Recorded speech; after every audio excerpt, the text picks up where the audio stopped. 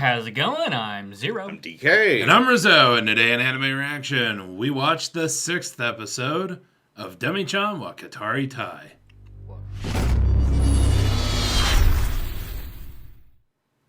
If you want to check out our reaction to the 6th episode of Demi-chan wa Kataritai, hit that link in the description below. And be sure to give us feedback in the comment section because we love hearing from you. And as always, if you like what you see, subscribe to Otaku Saga, and don't forget to like and share our videos. And thanks for watching.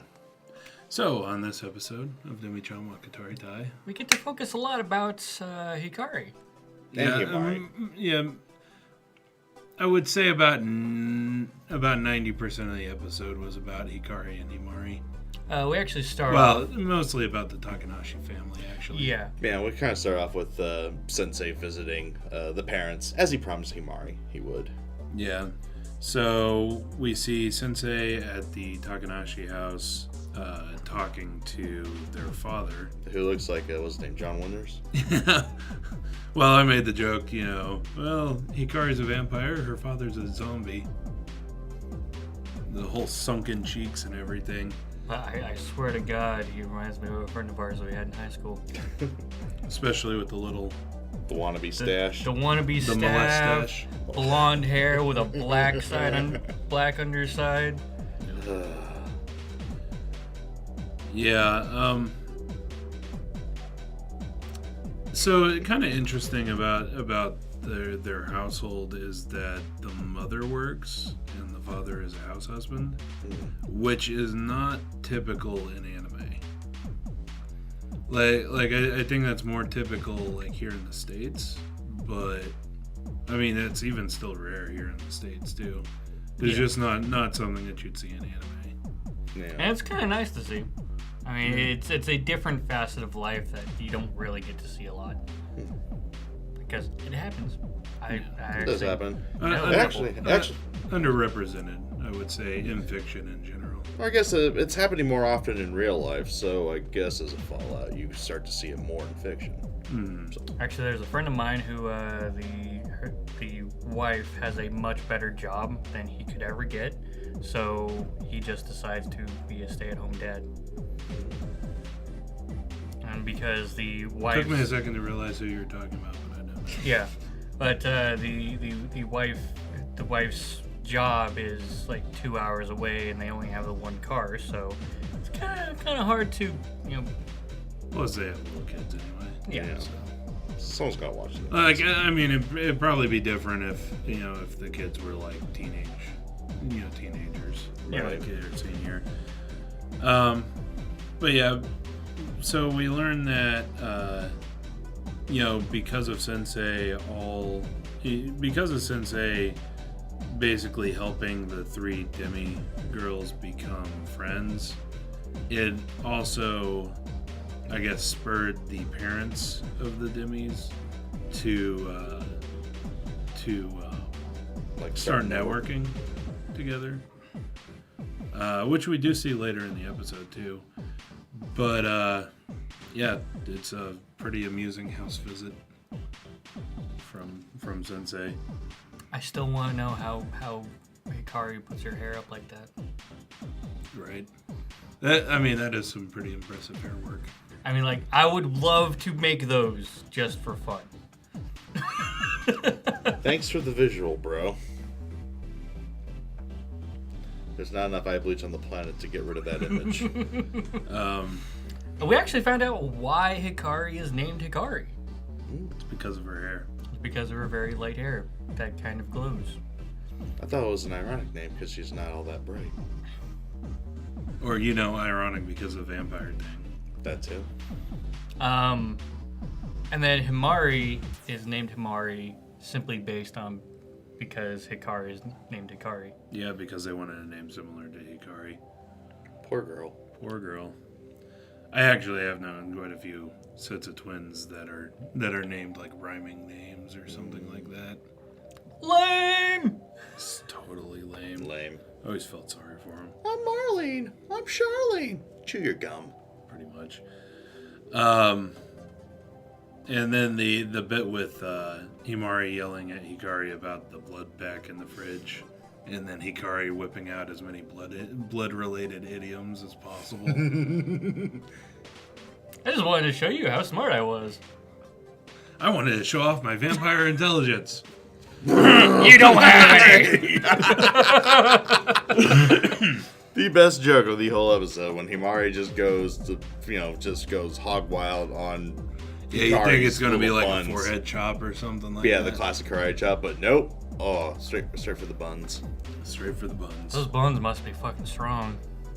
Buns of steel. I don't know. They look more like. This is gonna sound really fat of me, but they look more like croissants more than buns in that sense. A slight triangular shape to them. Or maybe not food. No, there's another pastry that's shaped more triangular than a croissant. I'm totally fat right now. Anyway, yeah. But we also Scone? find out that Hikari sleeps in her fridge. Oh yeah, she has a mini fridge to in keep her room, blood in. mainly to keep her blood in, but she only gets 1 pack a month. So. The other, It's 20 mostly- odd days of the month. Yeah, it's mostly for her to see, stash dessert. stash desserts, put her feet in when she's reading manga, put her head in when she's sleeping, and get sick. I thought idiots couldn't get sick. But yeah. I'd totally do that if I had a mini fridge. And If it's hot enough, I had a mini fridge on hand, I totally would. Like summer's here. If I had a mini fridge, I totally would be like sticking my head in it. Like there's been some times where like I come home, I'm fucking like hot as hell, damn near sweating my ass off. And I'm just like, okay. Well, I mean, summer's gonna- here when it gets up into the 90s or over 100. Yeah. And then our apartment doesn't have any air conditioning either, so. Yeah, there was one time where I came home, went over to the freezer and just laid my back on the freezer. Totally, man. Oh no, I've totally come home, opened up the freezer, and just stuck my head in. Actually, I used to live, we used to live actually in California's Central Valley, where the summers are ungodly hot. I've seen Even temperatures as high hotter as than 115. Yeah.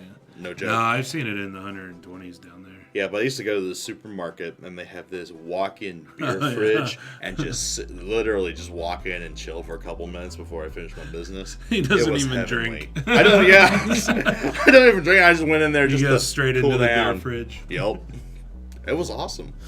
Yeah, It's like going to Disney World almost. But yeah, I mean, especially if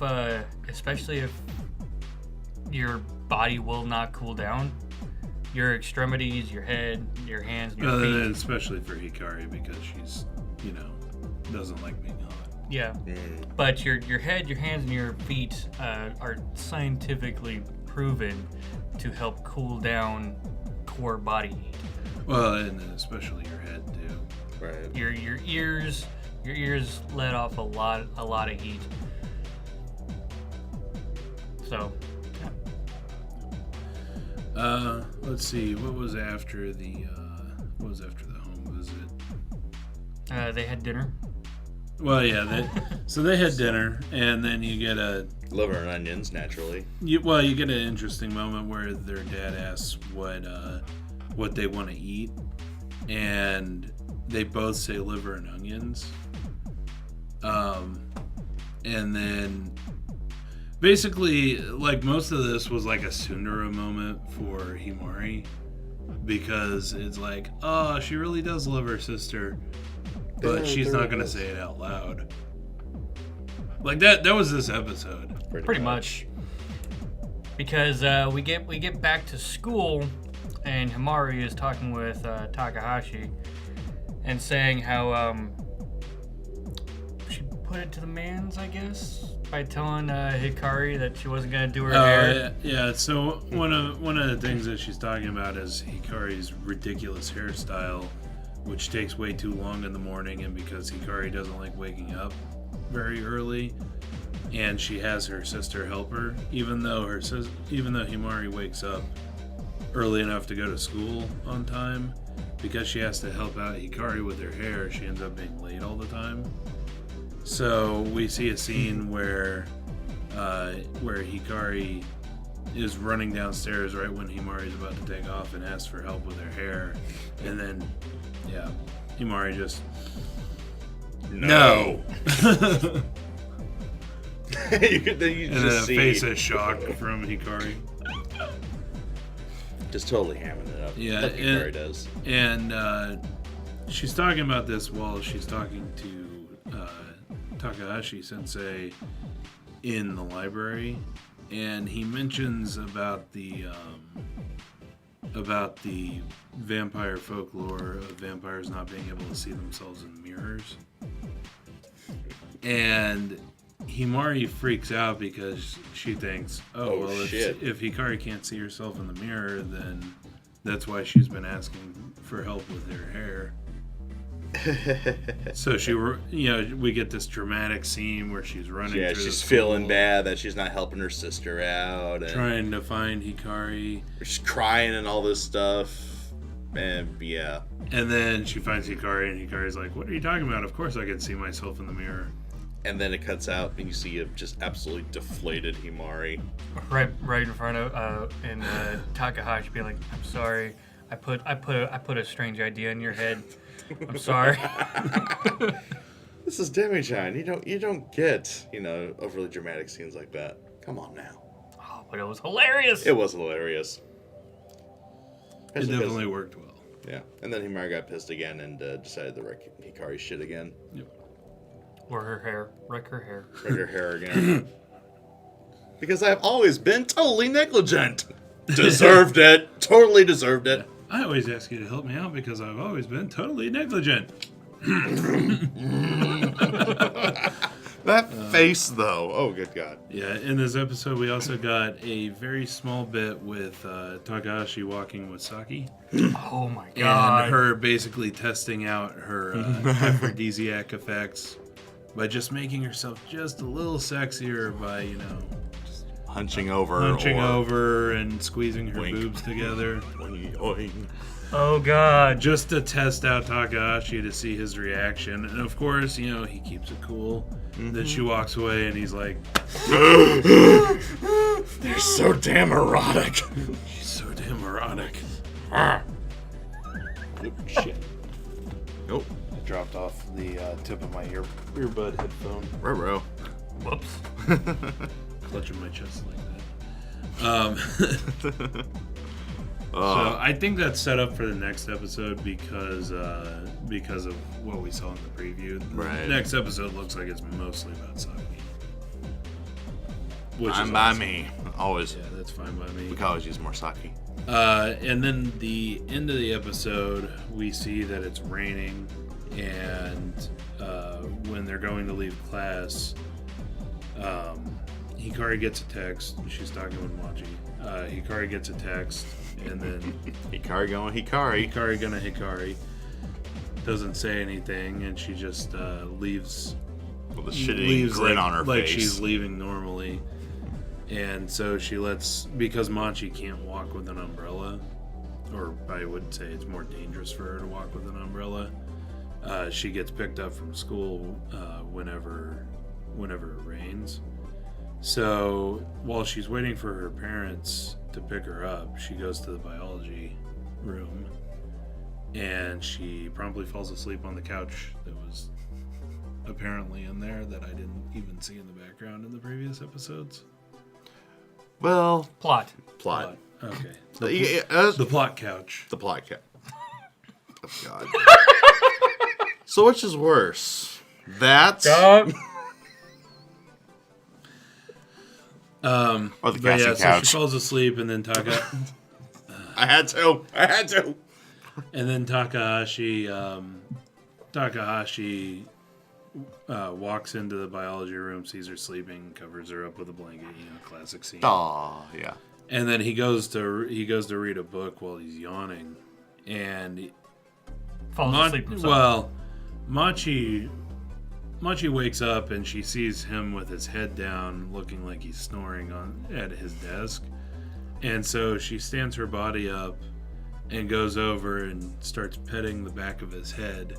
and then it pans over to see So his face, slightly. and he's like, What is she doing?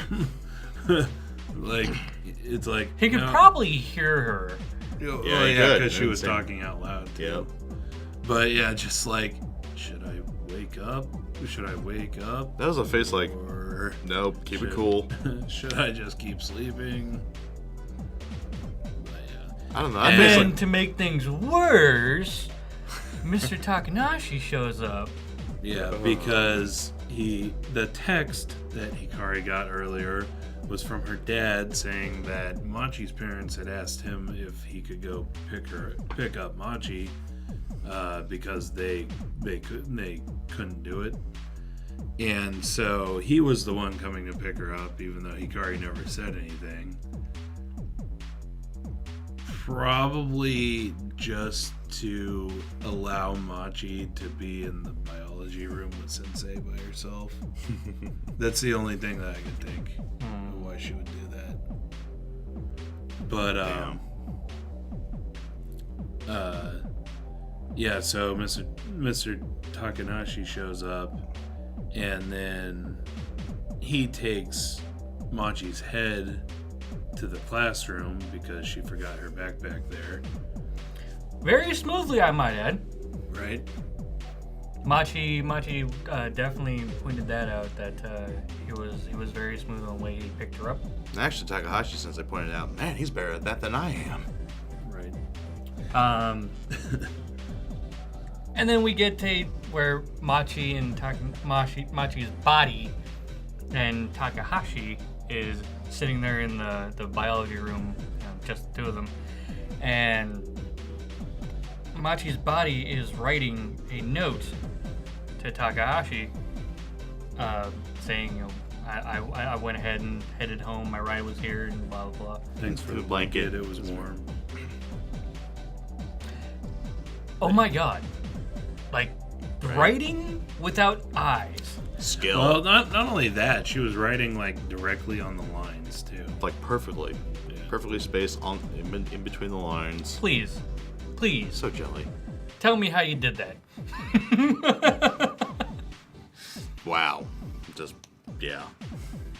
I can do that to some extent, but like Well, I can write without looking. And, I have to- and it turns out almost as good as my normal handwriting. But I have if to it's see on, where the line is first. Yeah, if it's on lined paper, chances are I'm not going to write on the lines. Yeah.